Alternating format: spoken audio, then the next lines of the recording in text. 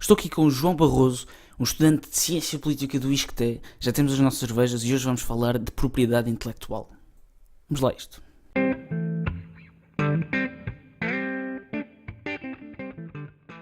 O que é a propriedade intelectual? A propriedade intelectual e os direitos de autor e as patentes é uma coisa que é usada para proteger quem cria algo, quem cria um novo produto, uma nova tecnologia, uma nova ideia. As ideias, por acaso, não são protegidas por direitos de autor, é uma coisa importante de dizer de início. Mas os livros, músicas, inovações científicas são protegidas tanto por direitos de autor e podem ser também protegidas por patentes. Os direitos de autor são utilizados para proteger a propriedade criativa e a propriedade intelectual da pessoa que os cria, a pessoa que escreve os livros e escreve as músicas, e toda a gente pode usar esses direitos de autor. Aliás, toda a gente pode usar aquilo que é criado e protegido por direitos de autor. As patentes são utilizadas para só a pessoa que criou o dispositivo, a inovação, possa usar. Por exemplo, é utilizada na indústria farmacêutica, em que só a empresa que registra a patente de certo medicamento ou de certa inovação pode usar essa nova inovação. Mas João, tu discordas desta questão das patentes? Como é que é? Desde já, Duarte, deixa-me dizer que tens aqui um podcast muito fixe. Muito obrigado. Obrigado pelo convite. Acho que é sempre bacana poder ter este tipo de conversas. E sim, discordo com a ideia de que a propriedade intelectual é sequer uma coisa que exista.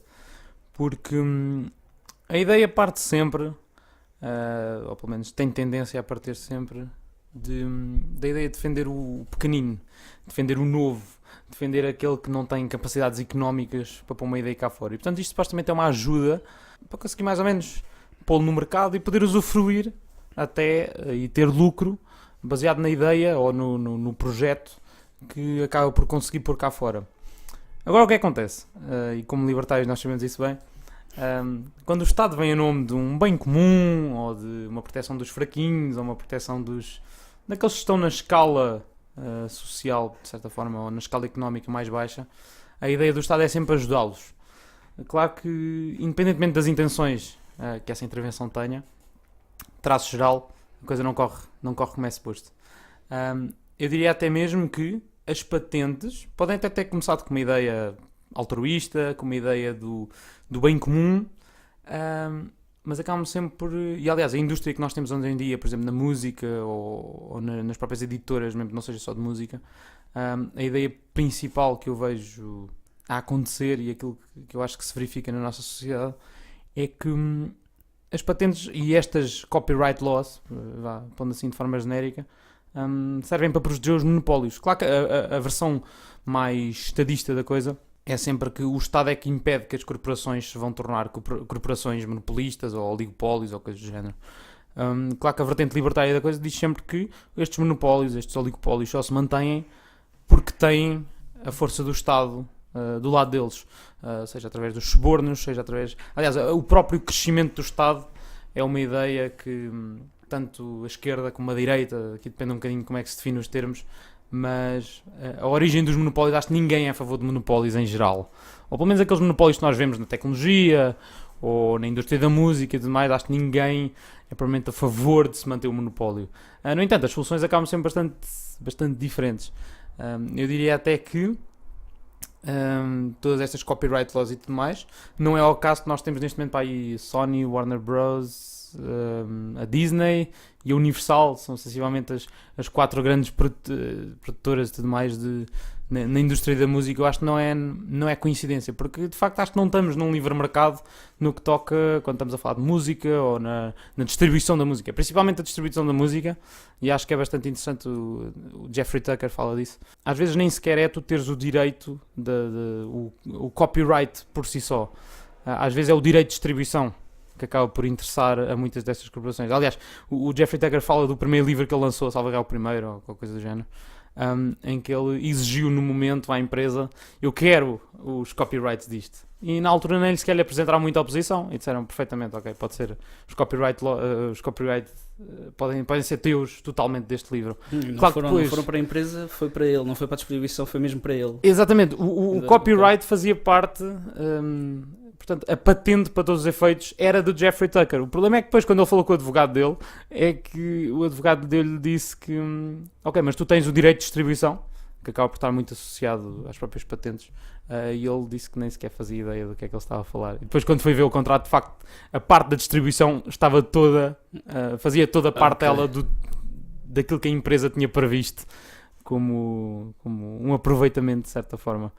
Mas pronto, de qualquer forma, acho que a ideia geral, acho que há sempre duas vertentes do debate. Há a vertente mais moral da coisa, que é sempre feita a priori, e há sempre a vertente mais utilitarista, que eu acho que é aquela que os libertários em geral deveriam evitar, mas que acaba por sempre ser um bocadinho necessária, de certa forma.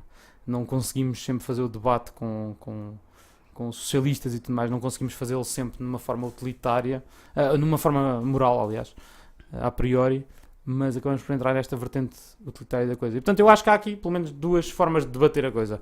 Por um lado é o que é que as copyright laws acabam por fazer às indústrias que dependem muito destes direitos, destas patentes, e por outro lado é se nós, de facto, se nos conseguimos apropriar de uma ideia. Se isso é sequer uma coisa. Ou seja, se por definição é possível tu apropriar-te de uma ideia. Acho que são as principais formas de debater isto. Uhum. E temos aquela distinção que eu fiz no início, que não foi feita por mim, foi feita por Murray Rothbard, é a distinção entre o direito de autor e a patente. Porque o patentear já muda completamente a forma de olhar para a coisa. Porque os direitos de autor, assim, eu não era capaz de me apropriar de uma ideia de alguém e dizer que era minha. Quer dizer, por exemplo, no podcast falo muitas vezes de coisas escritas por outras pessoas, ideias até ditas por outras pessoas, e normalmente tento dizer quem foram essas pessoas. No podcast passado falei muito do Thomas Sowell e disse várias vezes o nome do Thomas Sowell para as pessoas saberem que não foi a ideia dele. Que, pronto, exatamente. E se calhar até posso incentivar alguém e ver quem é que é o Thomas Sowell, e mais uma vez faço o que se quiserem, por favor, vão. Espetacular. Mas basicamente é isto, porque se eu criar algo, eu ficaria satisfeito as pessoas dizerem que é meu. Mas o problema é que tu pões da formação de monopólios. E tens razão, não estamos de todo no livre mercado. Até os grandes defensores do livre mercado, o Milton Friedman, diz que o maior opositor do livre mercado são as grandes corporações, porque querem criar monopólios. E as patentes é uma maneira de fazer estes monopólios. Porque depois, por exemplo, na música eu lembro-me sempre que falo disto, há uma música do Sam the Kid que começa com uma entrevista a um artista português que eu não me consigo lembrar do nome, mas começa com uma entrevista a um artista português em que lhe perguntam o que é que ele sentiria se algum autor, algum músico usasse a música dele para fazer outra música. E ele diz que se sentiria muito bem, porque queria dizer que alguém via algo na música dele para criar algo novo e algo melhor, usar algo que ele fez para criar algo novo. Isso tem que ter um valor muito grande e tem qualidade. Há aqui uma ideia fundamental, e mesmo nos autores clássicos, pessoas como Adam Smith surgem com as ideias deles, é para enfrentar os monopólios. Ou seja, logo a ideia de base daquilo que nós sabemos o liberalismo económico, por assim dizer, que depois até podemos falar de libertarianismo e tudo mais, a ideia fundamental é: os monopólios não são uma coisa natural. Os monopólios são sustentados por esses Estados, na altura meio que absolutos, há quem chame de despóticos, pronto, há muita discussão à volta dessas definições, mas para todos os efeitos, o liberalismo e toda esta ideia de que eu não tenho a solução para todas as pessoas e que, portanto, cada um vai encontrar a melhor solução para si, e as melhores soluções vão acabar por prevalecer no livre mercado. Isto são ideias antimonopolistas. Portanto, à partida, reconhecia-se que os monopólios surgem à custa do Estado, surgem com o apoio do Estado e mantêm-se com o apoio do Estado. E, portanto, todas estas ideias vão aparecer como nós temos de acabar com os monopólios porque reconhecemos que os monopólios são prejudiciais para a vida das pessoas. Portanto, esta é a ideia fundamental que inicialmente aparece. E depois é aquela ideia de que é assim: eu não ouço Iron Maiden e não vou ver Iron Maiden ao vivo porque eles têm patenteado a música deles ou têm os direitos de autores deles que cobrem todos os álbuns que eles escreveram. Eu vou ver Iron Maiden porque são os Iron Maiden. E digo desde já que é assim: eu pago se calhar 4 ou 5 euros mais cerveja por uma banda cover de Maiden. Se calhar até tocam melhor que eles, porque são mais novos. De 25 anos, um gajo tem articulações espetaculares para tocar qualquer coisa na guitarra. E, portanto, provavelmente tocam muito melhor do que até o pessoal de 60 anos que toca nos Iron Maiden. Mas há aqui uma diferença, há aqui uma coisa fundamental: é que mesmo os géneros de música, e aqui falo do metal porque é aquele que estou mais dentro, foram géneros que só foram conhecidos pelas massas, só conseguiram ter sucesso dentro da maior parte das pessoas, porque inicialmente andavam no mercado da pirataria. Eu não deixo de achar engraçado que os Metallica mandaram a vir tanto com a Napster e com essas coisas todas, mas eles inicialmente tornaram-se famosos e ganharam o seu nome também, foi à custa de um tráfico pirata de cassetes de músicas pirateadas e tudo mais. E portanto é assim, eu próprio, se todos os vídeos que já vi, todas as músicas que já ouvi através do YouTube para conhecer novas bandas, se aquilo tudo tivesse de forma coerente sobre as leis de copyright, eu provavelmente não teria tido acesso a 99% das músicas a que tenho. E é assim, depois há aqui uma coisa muito interessante. Não sei se estou aqui a dar um salto muito grande, mas eu, por exemplo, sou um gajo que coerentemente compra os álbuns das bandas, porque valorizo as bandas, quer que elas continuem a lançar coisas, quer que elas continuem vivas, e portanto considero que comprar e adquirir esse tipo de álbuns é, de certa forma, uma ajuda para a próxima ideia deles, para o próximo álbum, para continuarem vivos. E portanto, de certa forma, eu acho que não, muitas das pessoas que são pró-copyright, eu vou pôr aqui um bocadinho um termo genérico, são pessoas de certa forma que querem ausentar-se da responsabilidade de terem skin on the game, estás a ver? De certa forma, se tu puderes ser assim, porque a maior parte das pessoas com que eu discuto este tipo de ideias não compra álbuns de música, na maior parte das vezes vai piratear as músicas e depois acaba por não ser coerente com os próprios argumentos que estão a fazer, porque eles próprios não respeitam a coerência dessa ideia, de certa forma. E portanto, eu acho que de certa forma é tentar perder a responsabilidade de teres de investir na música, de teres de investir na arte, de teres de investir em todo o tipo de criação que existe em termos artísticos.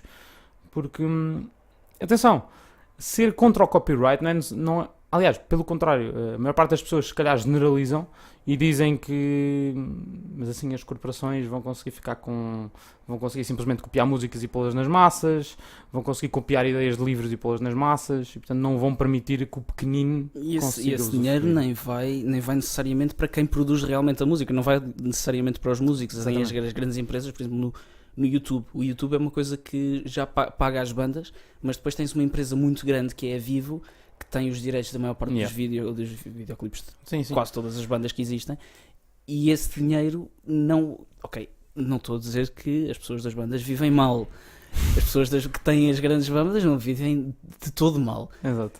Mas esse dinheiro não vai necessariamente para as bandas em si, não vai para as bandas para criar mais.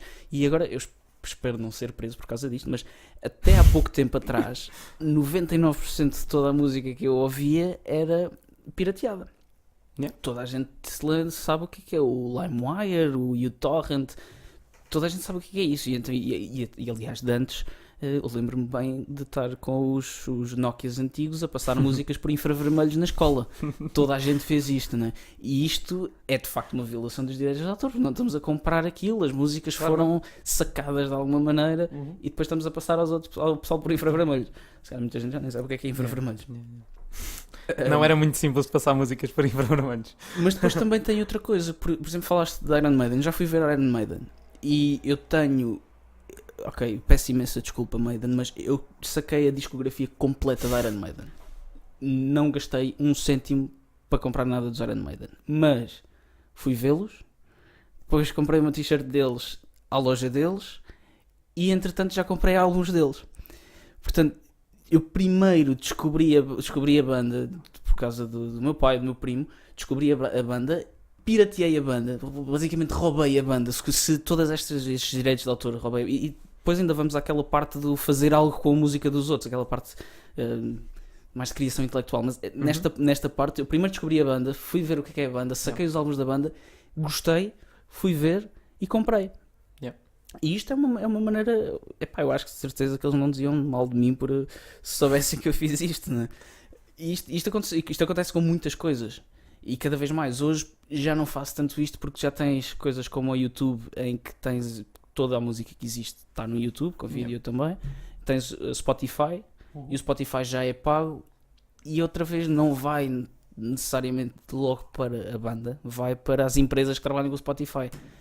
Mas depois também existe o pessoal que tem Androids e que tem o Spotify pirateado, que também não paga, pronto. Não, há aqui uma cena fundamental, é que os próprios copyright laws favorecem em grande parte são as editoras, são as distribuidoras, nem sequer são provavelmente o artista. Exato, porque a maior parte das coisas que vai para a banda é de facto concertos. Exatamente. Os concertos. E a venda de merchandise e tudo mais. Claro que pode sempre Sim, dizer que o merchandise está deve patenteado. ser mais. Mas eu sem dúvida é assim, se não tiver lá o Rzinho no merchandise, não é por isso que eu não paro de comprar uma t-shirt. Eu compro normalmente, está associado à banda, porque sentir aquela proximidade que uma banda tem com os seus fãs, vendendo aquele merchandise, vendendo aqueles álbuns e tudo mais, é muitas vezes o que gera uma grande banda. É assim, se nós levássemos coerentemente...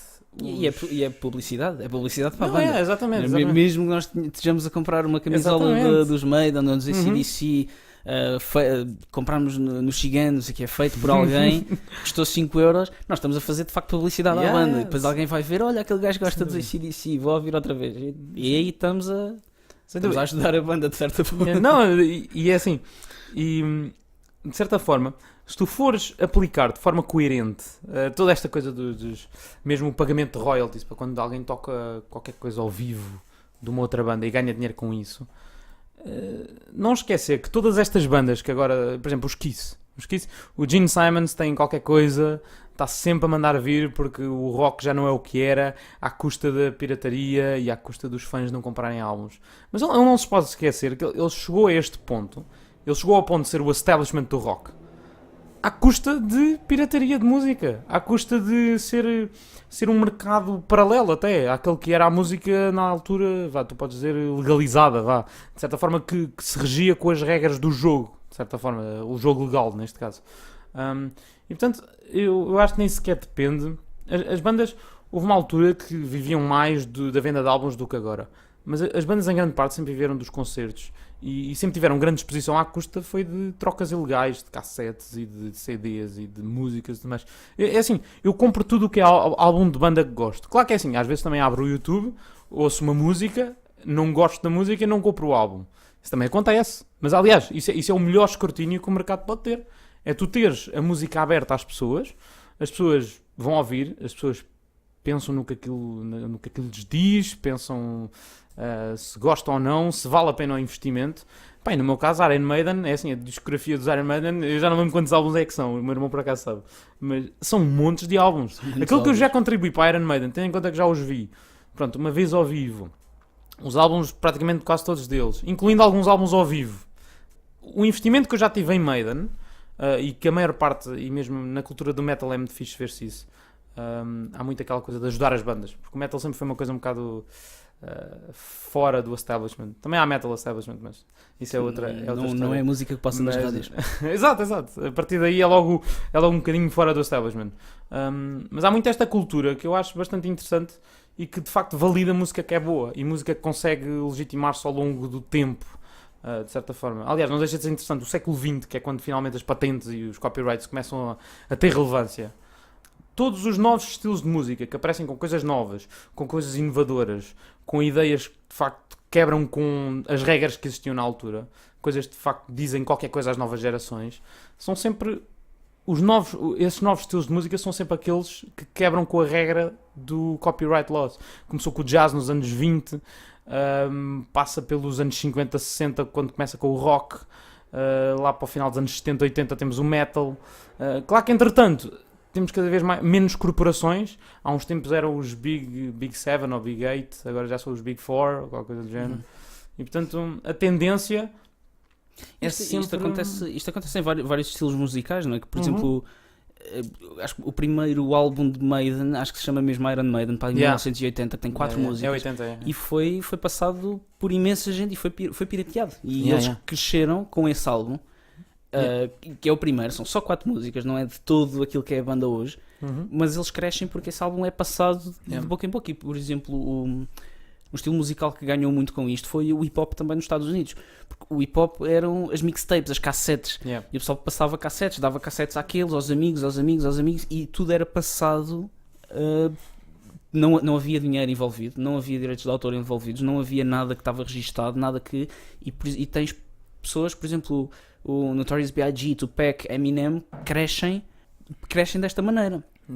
E a indústria do hip-hop até foi uma indústria que teve muito contra as grandes empresas de distribuição de música, porque estavam sempre a lixá-los, porque pronto, é um preto vindo de Compton, não percebe nada, tanta gente vai se aproveitar dele. E depois tens um gajo, epá, eles eram sempre judeus, mas pronto, tens um gajo que está-se a aproveitar do black que vem do gueto, está a fazer música bacana, está a fazer um hip hop muito fixe, e está-se a aproveitar dele. E depois tens pessoal como, por exemplo, o Dr. Dre, que cria mesmo um label. Tens o outro gajo que era do Tupac, depois já não me lembro como é que ele se chama, mas a indústria do hip hop lutou bastante contra de facto estes direitos de autor que não eram, mesmo, acho que, epá, tens sempre aquela coisa de quando foram criados, será que a intenção era boa?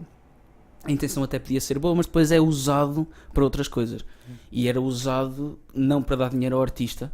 Que, atenção, mais uma vez, os artistas muito conhecidos não têm problemas de dinheiro. O problema são os outros, que são menos conhecidos, e o pouco que recebem vão para quem faz a distribuição, vão para quem faz a edição, vai para quem tem os estúdios. E isso prejudica muito o artista. No entanto, eu até vejo com algum bom olhar aquilo que agora está a acontecer, que é o pessoal começa a construir home studios. E portanto, de certa forma, já nos estamos também a descolar um bocadinho, e com a internet isso facilita muito, já nos estamos a descolar um bocadinho daquele establishment que sempre foi necessário para produzir música. Sei lá, ainda hoje em Hollywood, aliás, todos os problemas que aparecem em Hollywood, com as certas atrizes, com o assédio sexual e todas essas cenas, parte do princípio em que existe uma ameaça, em que dizem, se tu não fizeres isto aqui comigo, ou se não me facilitares aqui qualquer coisa, tu nunca vais ter uma carreira. Porquê? Porque está tudo centralizado em Hollywood, no caso dos filmes. E portanto, neste sentido, os home studios e tudo mais vêm a simplificar um bocadinho isto, porque já não é preciso, em grande parte, para produzir música, para ter música lá fora, já não precisamos do estúdio grande, já não precisamos da ultraprodução que nós vemos hoje, por exemplo, na música pop, naquelas 4 empresas que eu estava a falar. E portanto, de certa forma, também nos estamos a descolar um bocadinho disso. E é assim, a história do século XX representa muito bem isso. Mas depois, desculpa interromper, mas depois também não sei se estamos bem a descolar disso, porque, por exemplo, lembro-me que o primeiro disco, não é disco, a primeira cassete dos NWA, os Niggas with Attitude de Compton, foi gravada no home studio, mas só conseguiram ter alguma projeção quando foram para, de facto, para uma label, uma indústria, conseguiu fazer a distribuição, conseguiu fazer um marketing à volta deles. Isso é de que ano já agora? Os década de 90, não sei. Década de 90, na altura do Eazy, na altura que o Snoop Dogg e o Dr. Dre conseguiam fazer música como deve ser. Nesse sentido, é assim, vejo alguma dependência. Quando o Ice Cube não fazia filmes de familiares. Mas eu vejo aí alguma dependência, mas é assim, os anos 90 para todos os efeitos também são um bocadinho diferentes daquilo que nós temos agora. Os anos 90 não tinham internet para as massas, de certa forma. Isso pode mudar em algum sentido, mas é assim, a tendência das grandes indústrias, e também é assim, está muito associado à música pop, e eu aqui, pá, uma pessoa que acaba por falar em direitos de autor e patentes e tudo mais, acaba por sempre ter de criticar a cultura pop de hoje em dia, mas a cultura pop de facto depende imenso ainda desta indústria, e a cultura pop, para todos os efeitos, como está no nome, é a cultura popular, portanto é aquilo que a maior parte das pessoas ouvem. A grande esperança que eu vejo aqui é novos estilos de música, por vezes na história novos estilos de arte, acabam por ser sempre, nunca precisar deste establishment para se afirmarem. Claro que mais tarde ou mais cedo, até estes que eram anti-establishment passam a fazer parte do establishment. Nós temos os Metallica são quase o exemplo perfeito disto. Metallica, muito fixe, uma banda que revolucionou completamente tudo. Em 81, aliás, ter o Kill Them All com a nova onda de thrash metal e não sei o quê, é completamente novo, rebenta com todas as fronteiras que existiam até à altura, mas de facto eles de repente fizeram parte do establishment, porque a partir do momento em que têm algum, ou seja, crescem fora do establishment, crescem com este tipo de princípios da música livre para todos, da música, da contribuição musical quase de forma voluntária para todos, acabam por crescer para este paradigma do respeitar os direitos de autor, de que de alguma forma tu podes te apropriar de uma ideia, que eu acho que mesmo assim, e já vamos falar mais à frente, não é? É uma ideia um bocadinho, eu acho que não se sustenta por ela própria, mas em grande escala eu vejo alguma esperança nesta nova forma de se fazer as coisas, de uma forma muito mais pessoal, muito mais individual, não precisar das grandes empresas para estar lá fora. Claro que é assim, também há muitos artistas de ótima qualidade que não acabam por não ter espaço cá fora também porque as grandes empresas tomam grande parte do mercado já existente. Além disso, tu tens uma patente sobre um determinado tipo de ritmo ou um determinado tipo de sequência de notas, e tu podes processar praticamente o mundo inteiro porque toda a gente usa aquele tipo de notas ou usa aquele tipo de sequências. E, portanto, assim, também pode ser de certa forma um impedimento, e a resistência que o establishment oferece é mesmo essa, é conseguir processar músicas que são diferentes, músicas que têm algum grau de inovação com coisas que já estão estabelecidas. Aliás, aí não sei quando é que queres falar disso, mas a coerência da propriedade intelectual em si acho que é uma coisa que deve ser apontada como um problema. Antes de ir relativo a isso que tu disseste, que existe... Eu acho sinceramente que a ideia de poder patentear um ritmo tem que ser muito... É um stretch muito grande, quer dizer. Yeah. E uma das ideias que o Murray Rothbard, que era um narcocapitalista, diz das patentes é que ele defende os direitos de autor é contra as patentes. E defende os direitos de autor porque podes usar aquilo, desde que digas que é daquele lado, não sei o quê. As patentes já não. E ele dá um exemplo, por exemplo, o telefone. O telefone, há 5 ou 6 pessoas que inventam o telefone na mesma altura. E o Bell conseguiu patenteá-lo primeiro. E a patente é uma coisa importante aqui, porque se eu crio algo, crio um sofá diferente, pronto, e eu vou patentear aquele sofá. Eu patentear aquele sofá quer dizer o quê? Quer dizer que mais ninguém pode fazer um sofá. Mas, no entanto, se na mesma altura que alguém criar um sofá diferente, um sofá melhor, com almofadas mais brilhantes, eu tenho que, se não for patenteado e se tiver só direitos de autor, eu tenho que provar que aquela pessoa teve acesso ao meu sofá, ou nesse caso, que aquela pessoa teve acesso à minha música para de facto criar aquilo. Yeah. Porque, é muita coincidência se alguém se lembrar do mesmo ritmo em duas partes do mundo diferentes, sem contacto nenhuma. Mas é possível. E é possível, tanto que existem muitos casos de músicas que são, às vezes diz que são roubadas, outras vezes diz que é coincidência, mas em que há ritmos semelhantes que são usados por outros artistas e não existe uma ligação de prova em que de facto aquilo foi roubado daquele lado. Há aquelas alturas em que de facto é óbvio. Houve um escândalo há pouco tempo do gajo que era para participar no festival da Eurovisão, que eu não lembro como é que ele se chama. Não sei, Diogo Pissarra, exatamente. Pronto. Em que se aquilo fosse coincidência, dou-lhe o benefício da dúvida. Pode ser coincidência, mas é provável que não. Mas depois também tem aquela cena, estes artistas novos se calhar já não são eles a escrever as músicas, já não se sabe bem de onde é que vai, se calhar estamos a culpar a pessoa errada. Yeah. Mas teria que ser preciso provar que ele teve acesso. E agora, pronto, fugindo um bocadinho da música, se eu criar algo novo, uma tecnologia nova, e se alguém criar uma tecnologia do outro lado do mundo sem qualquer tipo de acesso à minha tecnologia, se eu tiver a patente registada, ele não a pode usar. Yeah. Se for só direitos de autor, sim senhor, eu tenho que provar que aquela pessoa teve acesso à minha tecnologia e que de facto me roubou. Porque se não me tiver roubado e se chegou à mesma conclusão que eu, chegou à mesma inovação que eu, sim senhor, até podes fazer algo melhor do que eu. Não é? Por exemplo, até um presidente americano que era inventor, o Benjamin Franklin, ele nunca registrou uma patente e era inventor. E ele usava de facto este argumento que é: se eu criar algo e se alguém conseguir pegar naquilo que eu criei e fazer algo melhor, algo que beneficie a sociedade, espetacular. Tudo para isso. E então nunca registrou uma patente. Exatamente por causa disso. E há aqui uma coisa. Se tu criares uma ideia, imagina para qualquer coisa relacionada com tecnologia, e ao mesmo tempo alguém criar uma ideia estupidamente similar na China, para todos os efeitos, o primeiro a patentear está a ser roubado pelo outro.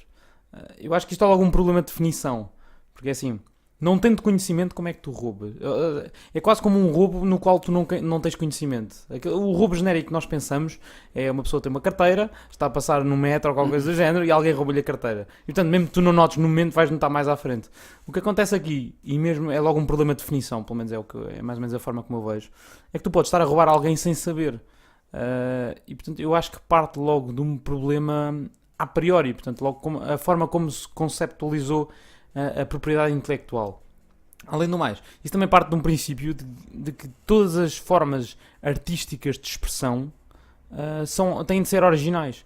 Há pessoas que são artistas, há pessoas que têm montes de sucesso e não fazem necessariamente coisas originais. Acrescentam sempre alguma coisa original, mas a ideia fundamental não tem necessariamente de ser original. Dão o toque deles a algo que já está criado. Exatamente. Exato. Se tu, por exemplo, a primeira música que ouvi de Guns N' Roses era Knocking on Heaven's Door. É um cover de Bob Dylan. Eu adoro, eu prefiro muito mais a versão dos Guns do que prefiro do Bob Dylan. Aliás, eu só conheci o Bob Dylan à custa de ouvir os Guns. E portanto, nesse sentido, o que me estão a dizer aqui é que, claro que é assim, eles dão todas as credenciais de que foi o Bob Dylan que escreveu essa música. E acho que a maior parte dos artistas que toca as coisas, à partida dá essa credencial. Aliás, tu não fizeres isso no mundo da internet, tu vais ser escrutinado.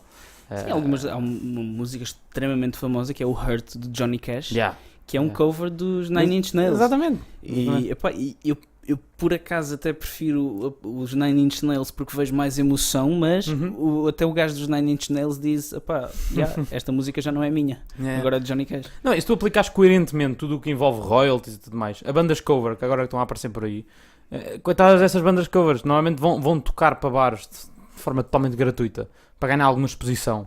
Porque depois também há um bocadinho essa coisa de que as bandas têm de ganhar exposição. A bola, Exatamente, é um conceito um bocadinho estranho, mas pronto, para todos os efeitos, há isso na nossa sociedade. Então, se tu obrigares a bandazinha de garagem a pagar royalties por todas as músicas cover que eles tocam, eles não têm budget para isso. A maior parte deles são adolescentes que ainda nem sequer trabalharam ou tiveram trabalhos de verão e não têm capacidade para pagar esse tipo de royalties, nem sequer estar-se a meter na toda a parte legal que exige. Só faltava também as bandas cover ter um advogado para lhes tratar de quantas músicas é que podem tocar e tudo mais. Mas também parte de um pressuposto errado, que é de que as ideias quando surgem, tu estavas a falar dos telemóveis, por exemplo, quantas pessoas mais ou menos ao mesmo tempo é que tinham inventado o telemóvel ou formalizado a ideia de certa forma? Não, 5 ou 6. O telemóvel Cinco ou foi inventado seis por várias pessoas ao mesmo Exato, tempo. é a ideia de que é assim, se tu podes pensar assim, se calhar não existia a Apple se não fosse o Steve Jobs. Mas alguém iria ocupar esse lugar. Alguém provavelmente iria ocupar essa ideia que surgiu. Podia não ser igual, mas seria muito parecido ou faria as mesmas funções e tudo mais. Portanto, as ideias também não são... e as ideias originais, acima de tudo, que é o que estamos a falar aqui, não são coisas que vêm do nada, não são coisas que se geram paralelamente ao nosso universo. São coisas que dependem do contexto onde é que estão. E, portanto, de certa forma, dar o monopólio de uma ideia à primeira pessoa que a consegue patentear, de certa forma lógica, à primeira pessoa que consegue passar todos os requisitos legais para conseguir dizer que aquela ideia é sua, eu acho que até é um risco, porque desincentiva a inovação. É só olhar para a música. A música tem perdido qualidade. E atenção, isto não é só numa perspectiva subjetiva da coisa. Às vezes as pessoas gostam mais de um determinado tipo de música e outras de outros. Mas a música tem-se tornado, ao longo, especialmente a partir dos anos 2000, uma constante repetição e uma constante simplificação de certas harmonias, de certos acordes, de certas frases musicais, em que basicamente o negócio hoje da música é literalmente ver qual é a corporação que consegue processar com maior sucesso a outra corporação ao lado. Há pessoas que compram patentes, aliás, há corporações que compram patentes para as enfiar na gaveta a seguir, para continuar com o negócio que têm no momento, com um negócio que não exige inovação. E portanto, nesse sentido, eu vejo as patentes prejudiciais até ao ponto de tornarem não só a arte mais fraca, a arte mais repetitiva. Atenção, a repetição tem algumas virtudes, mas levado ao extremo também não é isso que nós queremos. E de certa forma aquilo que se incentiva hoje nas rádios e tudo mais é paga-se às labels pela quantidade de vezes que se repete uma determinada música. Isso são tudo consequências. Nós temos um sistema de patentes, um sistema de direitos de autor formalizado como o que nós temos hoje. E portanto eu também olho para quase a decadência da cultura ocidental, de certa forma, ocidental aqui entre aspas, também um bocadinho nessa perspectiva de que os direitos de autor têm um papel que joga de forma muito forte nessa vertente. Para fugir um bocadinho à música, pronto, estás mais ligado à música, estás mais perto da música, mas por exemplo, o Noam Chomsky também é crítico das patentes e dos direitos de autor. Obviamente que depois as razões que ele usa são diferentes das minhas, mas eu concordo com ele em alguns pontos, porque ele diz que as patentes e os direitos de autor são usados para... Ok, aqui é a parte que eu não concordo que ele diz. Ele diz que as patentes são usadas para privatizar os lucros de algo que resulta.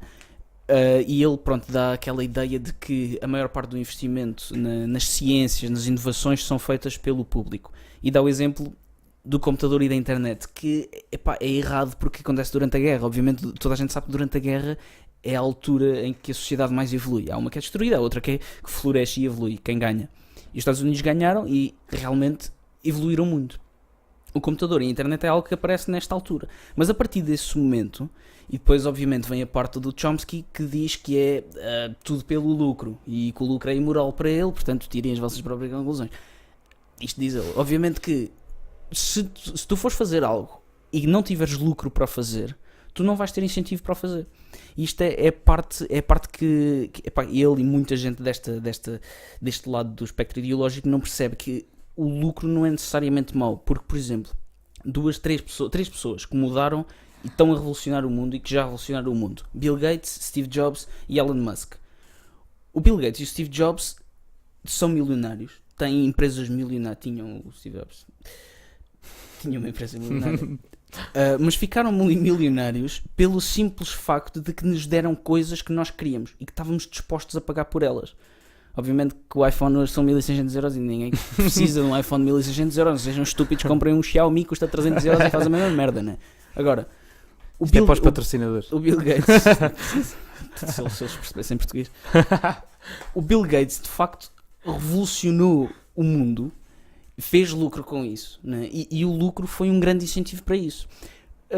Aliás, os direitos de autor até funcionam como um incentivo. Tu crias alguma coisa e depois ficas com essa coisa. É uma coisa que tu criaste e então tu vais ter o teu nome nisso.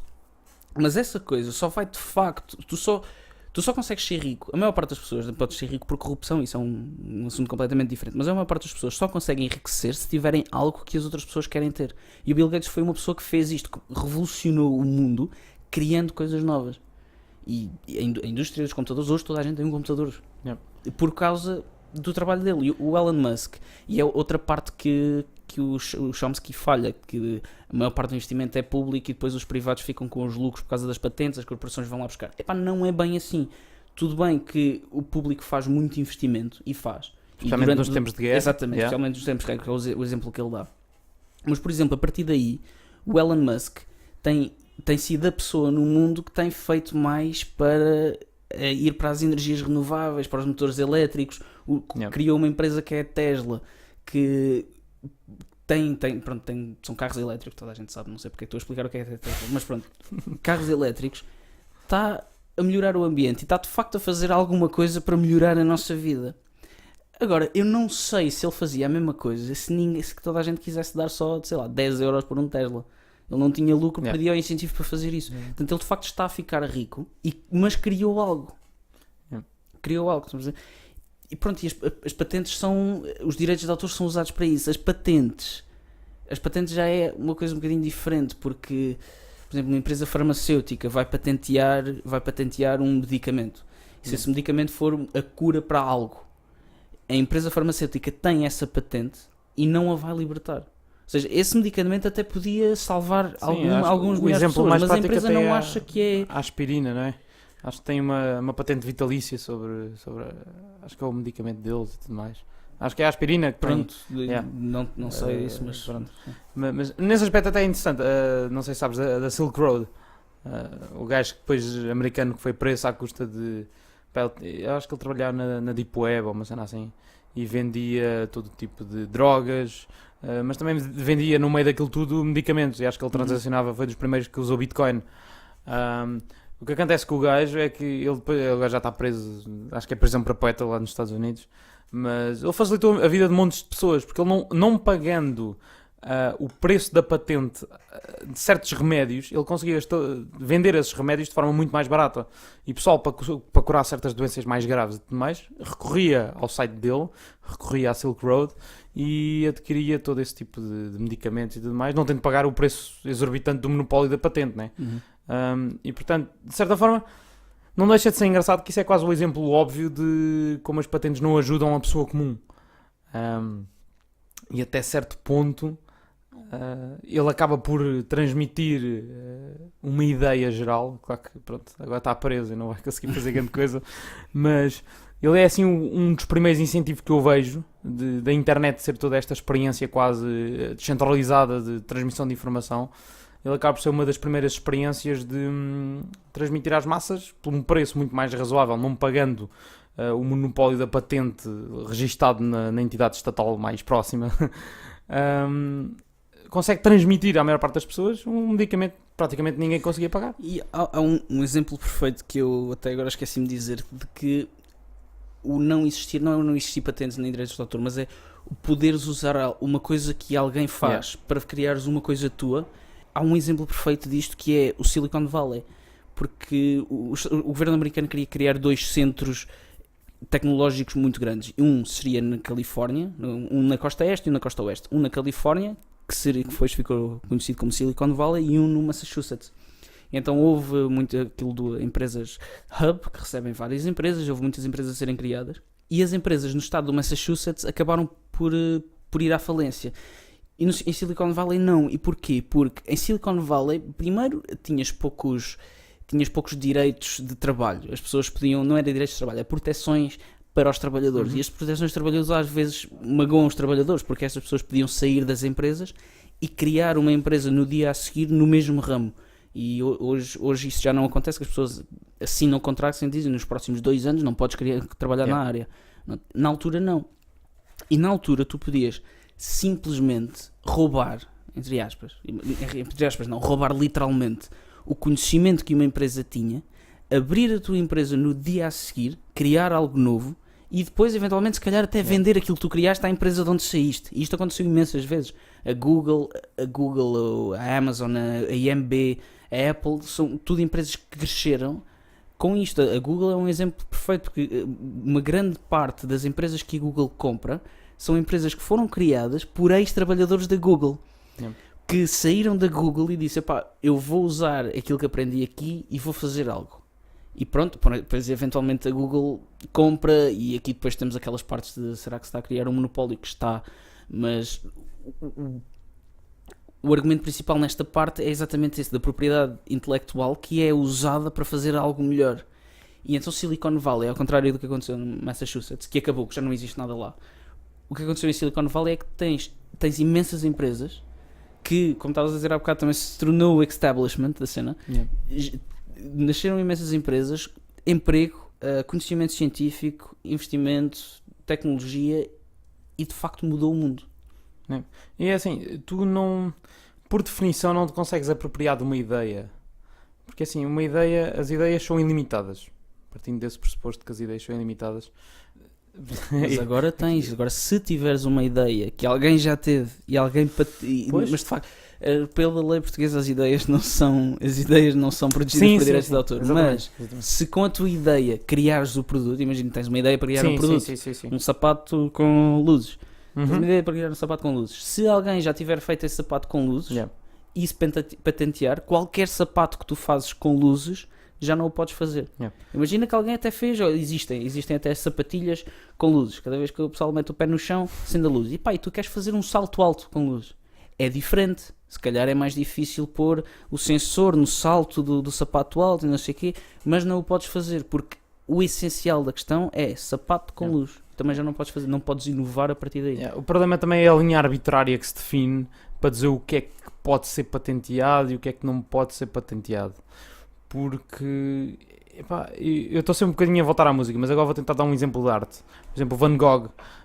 Tu vais ao museu do Van Gogh e tu pagas para ver. E assim, eu, por exemplo, quando lá estive, na Holanda, o que acontece é que galeria completamente cheia, aquilo são para aí 5 andares de coisas do Van Gogh e associados, já não lembro assim, ao certo. E o que é que acontece? As pessoas pagam para ir ver os originais. O que é que acontece? Nós pagamos 5€, se calhar, para comprar um daqueles saquinhos que vem com a imagem do Van Gogh, de uma das pinturas que ele fez.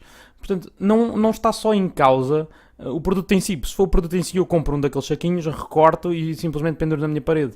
O valor do original tem muito mais, e na população comum, as pessoas sabem disto, o original em si tem um valor muito maior, porque é aquele primeiro passo, é aquela primeira vez e não sei o quê. E é assim, já agora, quando nós estamos... Aí também não sei se é bem a mesma coisa, porque, pronto, um quadro, uma arte, é um quadro que eu gosto, não é por eu gostar, mas é um quadro que eu dou algum valor, que é arte moderna, em que tens uma tela toda pintada de preto com um ponto branco no meio. E tu pensas que é esta merda, toda a gente faz isto. Mas o que interessa é o título que o artista deu àquilo, que é a luz ao fundo do túnel. Ok. Que está está fixe, não é? Ok, é. Agora, é uma coisa diferente. Ele criou aquilo, toda a gente podia ter criado, certo, mas ninguém o fez, só ele. Yeah. Mas é uma coisa diferente porque tu não podes pegar naquele quadro e fazer outra coisa. Podes pegar na ideia, mas a ideia que tu fizeres o quê? O comboio ao fundo do túnel já não é uma ideia original, já estás a basear daquilo.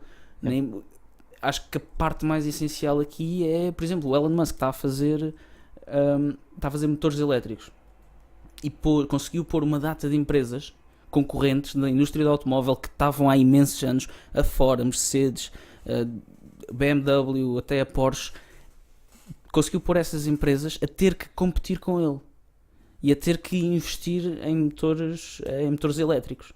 E agora imagina que o Elon Musk criava o primeiro motor elétrico, ou a primeira, porque aquilo não tem a ver só com os motores, tem a ver com as baterias.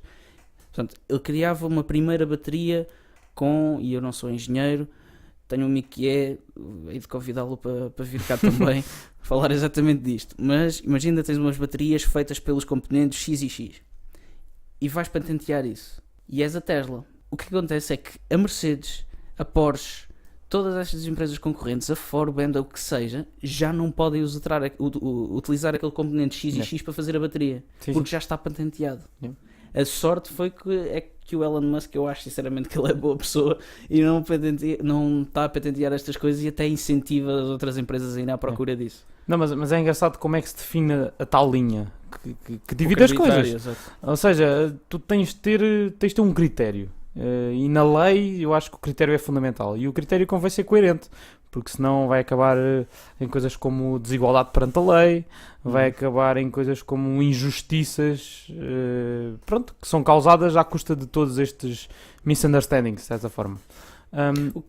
Acaba por acontecer exatamente aquilo que o Chomsky diz, que ele erra no princípio, mas até é capaz de acertar no fim. Mas o princípio está errado, mas até acerta no fim, em que se criam, graças a estas patentes, a direitos de autor, criam-se monopólios e acaba por beneficiar simplesmente as corporações. Mas depois esquece que as corporações só existem porque existe um Estado que permite que essas corporações existam. Sim, porque o Estado, para todos os efeitos, é quem assegura as patentes.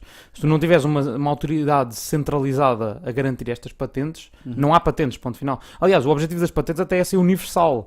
Imagina quando se inventou a roda, ou o gajo descobriu o fogo, se tu conseguisses patentear essa tecnologia, a técnica de conseguires fazer o fogo, ou a técnica para cimentar, fazer uma roda para aplicar em veículos, se tu conseguisses patentear isso nessa altura, seria totalmente anti-progresso. Tu não conseguirias. Imagina que consegues exercer a patente numa altura dessas, universalmente.